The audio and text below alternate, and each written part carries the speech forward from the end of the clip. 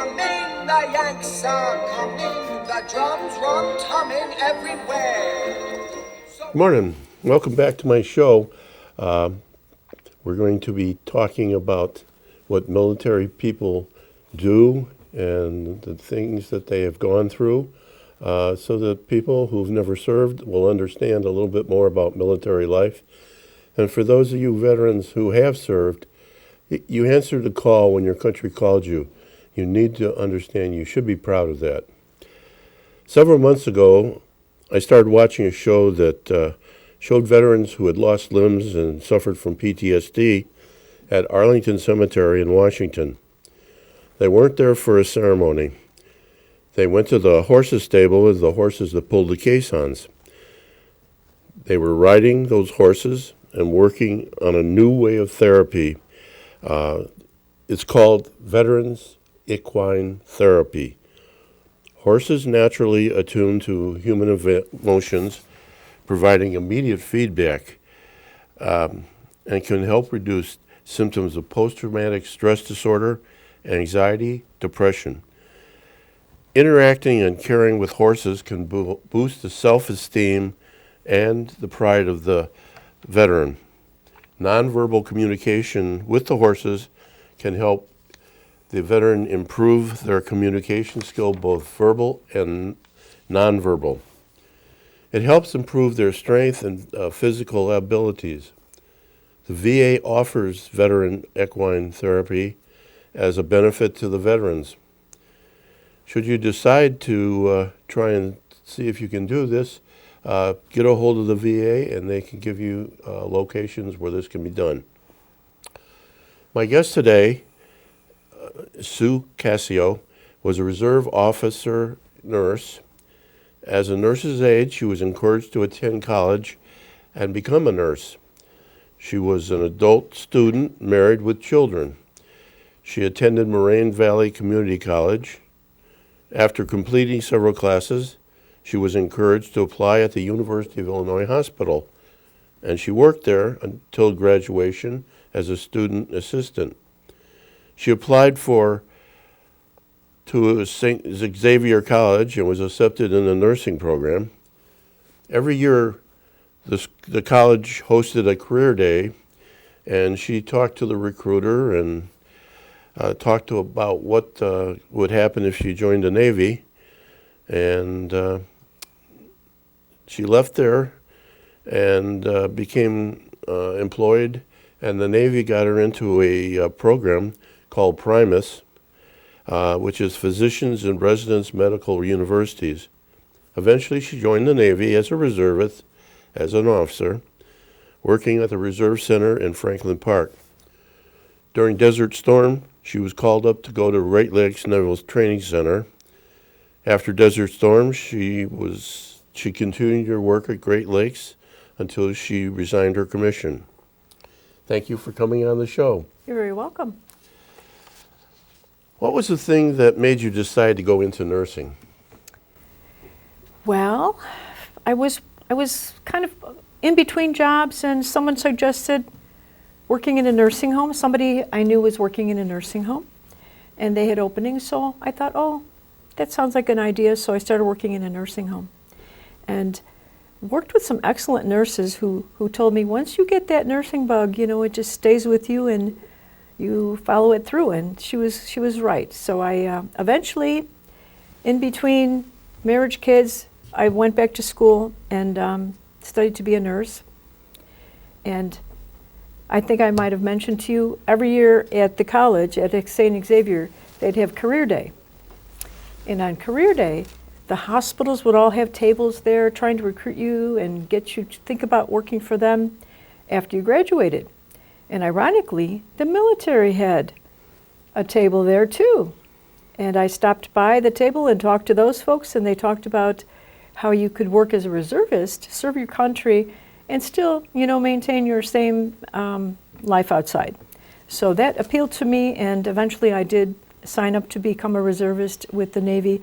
Navy had a soft spot in my heart because I had dated a gentleman in high school who was in the, there was like a junior type of a I forgot what they called it. ROTC? Not ROTC, something like, Navy, military, but not quite. But it kind of gave you a sense of what the military was like. Sea Scouts. That's what it was, Sea Scouts. So I was inspired by the Sea Scouts and also by that gentleman that I had met. His whole family, or his brothers, I think, served in the Navy as well. So when there was career day, I stopped by the table that was talking about serving in the reserves, and eventually I did join the Navy Reserve. Now, you were married and had a family when you went back to college. How did that go? It was challenging, but it was a really good experience. I had good support. My husband was very supportive, and so it made it easier. And I just balanced kids in school with the courses. I started out part-time, Moraine Valley, taking one class, and I thought I was so old in my 20s. Is my brain going to work? Can I go to college and learn things? It's funny to look back on that now. But yes, I started out taking one class, then the next semester I took 2 classes, and eventually from Moraine I transferred to St. Xavier and went full-time into the nursing program there. You were at University of Illinois Hospital as a student assistant. What were some of your jobs when you did that? Oh, it was basic nurses aid type of things, but Basic nurses? well, basic nurses aid. So Right. you're bathing patients, or helping to feed them if they need it, just those types of situations. But it gave you a good introduction on how to talk to a patient, Yeah. how to communicate. And then I don't know if I've mentioned this to you, I also studied Spanish in high school and also continued to study in college. So I was able to communicate with folks that needed someone who spoke Spanish.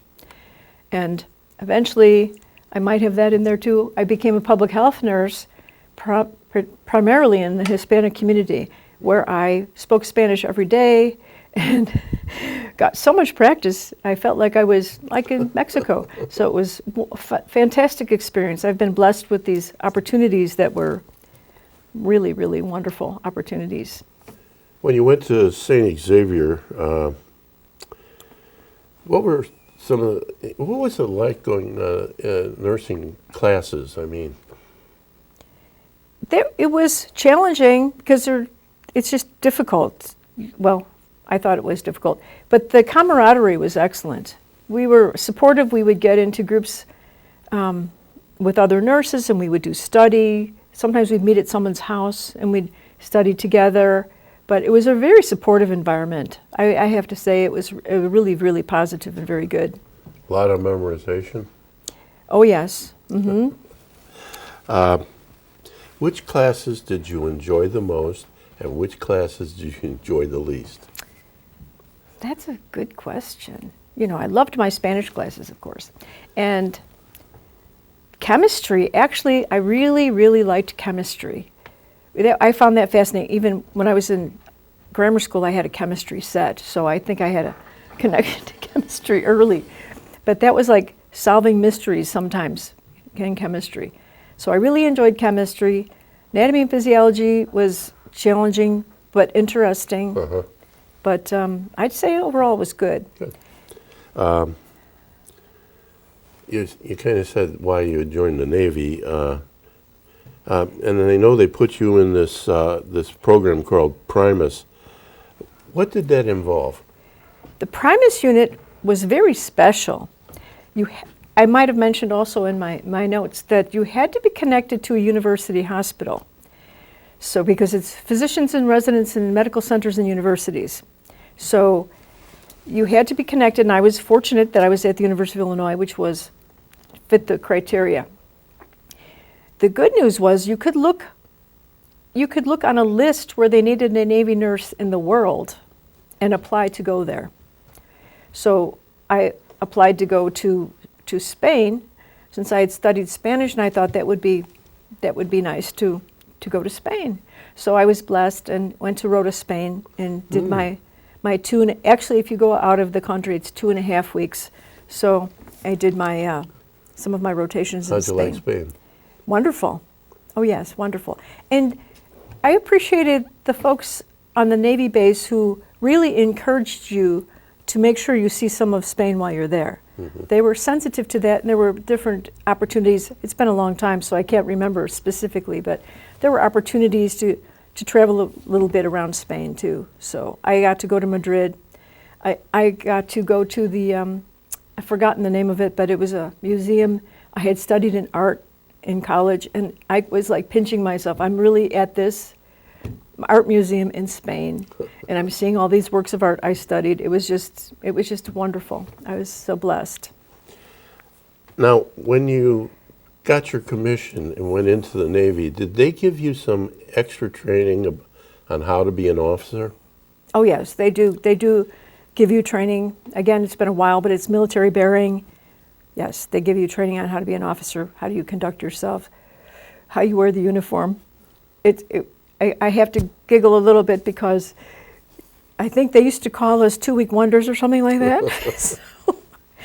So if you weren't quite up to perfection, some folks would kind of like giggle at you, I think, and laugh at you a little bit. But we did our best, and from what I understood, it could have been after Desert Storm, but they were proud of our productivity. We brought a lot of productivity in when we were called up as reservists to work. So they seemed to be happy with our outcome. Now, during Desert Storm, you went to Great Lakes and and part of the job was immunizations. And you know, us veterans, we always talk about the shot line, and who was going to have the shot with the square needle? Was that you or? Oh no. In fact, that's just a rumor. We emphasized techniques and also what was the purpose of the immunizations. Myself and another corpsman, we actually together developed a course to teach about immunizations. And so, yes, we were very particular. And again, I probably brought my public health knowledge, and we're so particular about storage of the medications that we're using and the technique for administering them. We were very strict. And the corpsmen were just so eager to learn and excellent. I worked with excellent corpsmen up at Great Lakes. I remember in the shot line, we had one guy, big guy, walked in, gave him a shot, boy, he passed out. So what do you do with something like that? You just minister to them. I think we may have had some, I think it was ammonia salts or something, just in case. But basically, you know, if that happened, they came to pretty quickly, and we just, assessed them, probably took their vital signs, I'm imagining, and just, let them rest for a while. But yes, for some folks, that was a traumatic experience getting a shot. So, yes. What were some of your other duties at Great Lakes? When we were called up, that seemed to be most of my duties at that point in time. Again, they called up a lot of us. So since I could work in a hospital too, because I'd worked in a hospital outside, but my focus was mainly on the immunization clinic and developing the course with the corpsmen who were really, really on top of things, really excellent. And when you worked with the corpsmen, what were some of the duties of the corpsmen that worked with you? Good question. Well, I think we were in the clinics, but there were corpsmen in the hospitals too. So they were probably doing, like nurse assistant types of things, or things that were in their job description. How did it feel working with enlisted people? Enlisted people? Yes. Excellent. I had a great experience. And I guess this is pretty standard, but they used to call me LT, so I guess that's like a fond version. Yep. LT, Lieutenant. Yep. So I thought that was a positive thing. I'm like, okay, they think I'm okay here. Because again, when you're a reservist and you're not military every day and you've never done it every day, you're like hoping that you're doing the right thing and that everything's okay. And so I think the corpsmen gave me a positive when they called me LT. It was like, okay, I think I'm on the right path here. Right. Believe me, If you weren't, they would be calling you some other names. Ooh. But you know what? I can understand why they respected you. What made you leave the Navy? Oh, it was I had remarried Ralph Villalobos. I didn't change my name because we're older folks by that time, and I was still connected, to the service, so I didn't want to change my name. But actually, Ralph became very ill. If I'm recalling correct, it was 2002, and they didn't know what was wrong with him. He had a high fever, and he was hospitalized, and it was a really stressful time.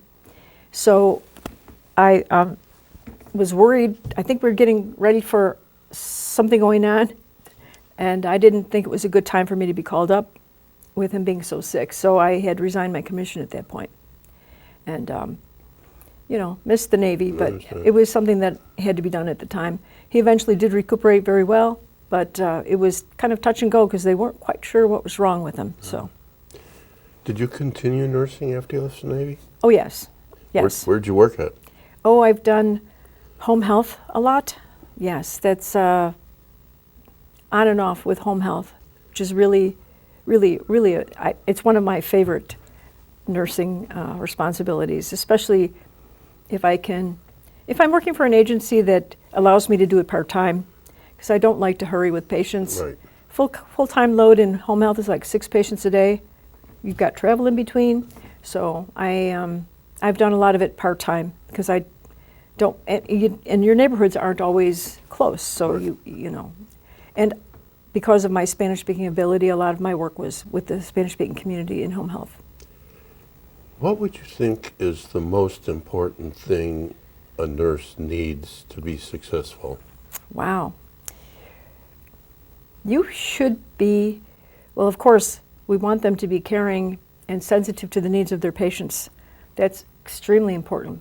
But also you need a strong knowledge base of what to look for when you're working with patients, how to assess them correctly.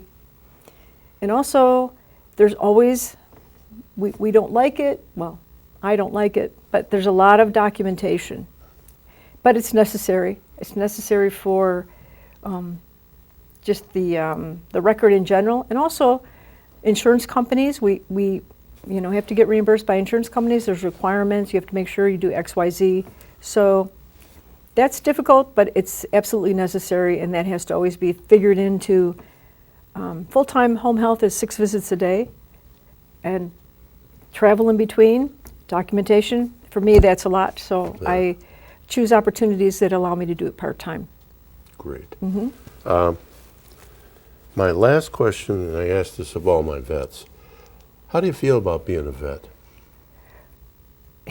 It's interesting, kind of, because having grown up during Vietnam, I never felt anything I did compared to what those guys went through. And so, I never really talked about being a veteran because I just thought nothing compares to the Vietnam vet in my mind. And then I met some Vietnam vets who thought, I was so special because I had joined the military. And so that, especially Ralph Villalobos, my husband who went on to heaven, he just was beside himself that I had been in the military. So he was like, and this is a Vietnam vet who thought I did something special. So that meant a lot to me. Well, let me tell you something. My sister's a nurse, and I know how special nurses are, and if I didn't say that, my sister would give me a hard time. But believe me, and I tell this to all the veterans that I deal with, no matter if you were in the reserves or the National Guard or whatever, you raised your right hand and you swore that you would give your life if you had to. As far as I'm concerned, you're a hero. Oh, thank you. Thank you very much. Well, I want to thank you for being on my show, and I'd like to present you with this coin and this pin. Oh, thank you. Thank you. Oh, you're very welcome. I'd like to read to you the letters and cards we receive from the units we send care packages to every month. This one Mr. Kruses and Krew, it seems like only days ago I was writing another thank you card. Your generosity really is incredible and so very appreciated. The boxes arrived just in time for the holidays, and everyone is so excited to get them. While I'm here for 6 more months, my team is getting ready to leave, and I don't know what they were more excited about. All the wonderful things you and your crew had sent, or the thought of going home. I think I know. Regardless, this time of the year really is the hardest for many reasons. You and your team, thoughtfulness, really went a long way, and we were able to share with so many. Thank you for what you do, Nina. Please don't forget the men and women deployed overseas all over the world. It can be very lonely when you're deployed at sea or overseas, and sometimes you wonder, look out on the perimeter or in the bunk or at sea with all the ocean around you. Does anyone care that I'm here besides my family? Does anyone care that I'm putting my life on the line for them? It could be Corey, the next door neighbor's kid, or Jake, your nephew, or there's Rosa, your friend's daughter, or your brother Matt, whose family is here without him. These care packages mean a lot to them. It really isn't what's in the boxes. It's the idea that someone besides their family cares and that they are defending us.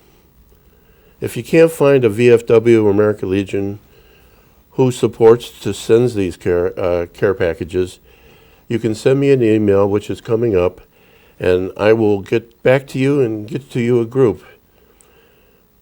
This group will help you keep in touch with military men and women so far away.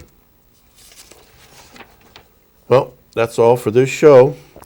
I hope you've enjoyed the opportunity to hear more about what military men and women do, and I look forward to seeing you next month here on PHTV4. Honor and respect.